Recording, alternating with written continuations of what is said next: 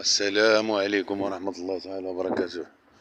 ومحمد السادس والحسن الثالث، الله يرحم لكم الوالدين ويوزع علينا المخابرات ديالكم. انا ما كنعممش كلشي، رجعوا علينا راه عذبونا من نهار ومن 2019 بنادم مبقاش يزيد يصبر صافي.